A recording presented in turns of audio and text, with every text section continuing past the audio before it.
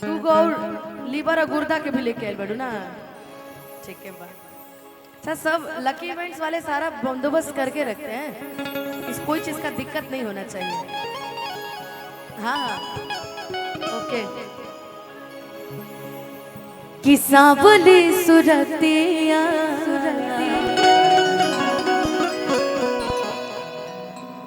तनी गुलू है नहीं आता तोरा बिना हम जी ना पाए।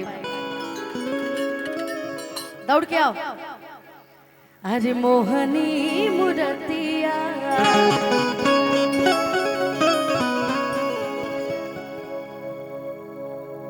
बड़ा निक लागे उनकर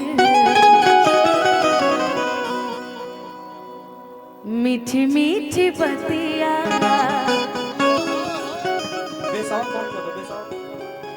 कि मुस्की पर आ जाके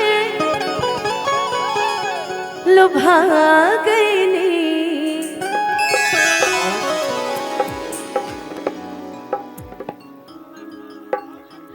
कि मुस्की पर आ जाके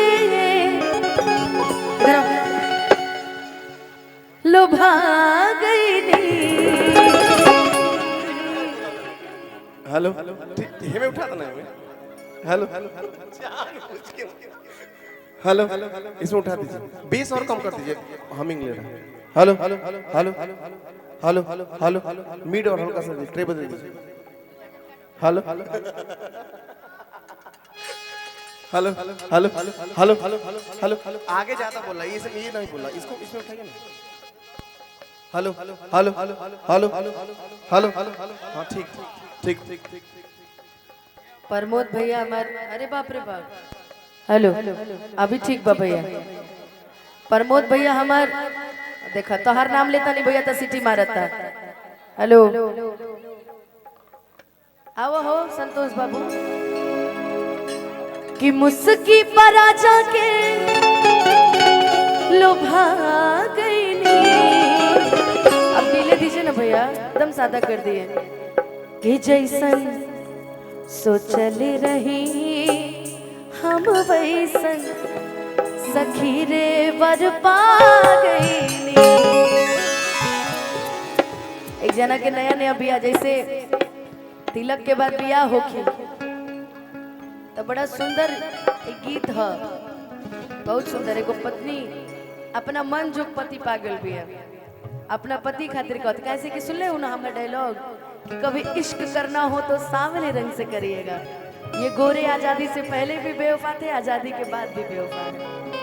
तो कभी सांवले रंग पे थोड़ा दिल आए तो बताइएगा। सामने से ही करती हो गोल मटोल से एकदम है। कि जैसन सोचले रहनी अरे वैसन पियावा मोर बड़े। तू कही अपना पियावा लोग से तो कही तहार पियावा खाली मोबाइले चलावता, एगो पियावा होने डीजल गाड़ी चलावता, एगो हेने पियावा खाली मोबाइल चलावता। कि जैसन सोचले रहनी अरे वैसन पियावा मोर बड़े सावर न गोर बड़े हो। कि जैसन सोचले रहनी वैसन पियावा मोर बड़े सावर न गोर बड़े हो। थोड़े छर हर पाता थोड़े छर हर पातर कोट थोड़े गोर बड़े सावर न गोर बड़े हो।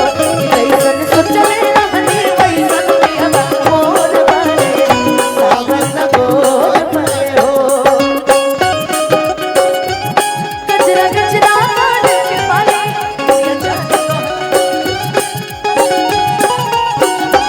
लाली बिंदिया से बिंदिया हराम हो गई। राजा हमरो जिनकिया गुलाम हो गई। राजा हमरो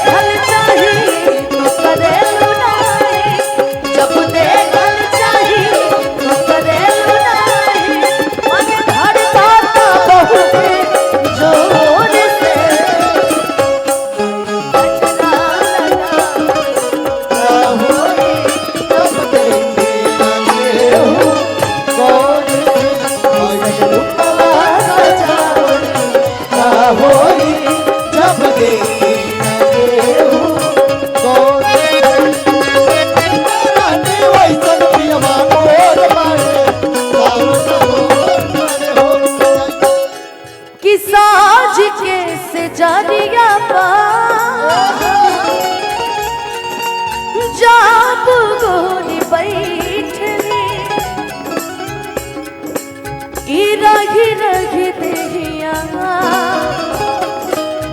आपन में बैठे रही रही देहिया में आपन रही रही देहिया कि बाटे है जुल्म जवानी बाटे है जुल्म जवानी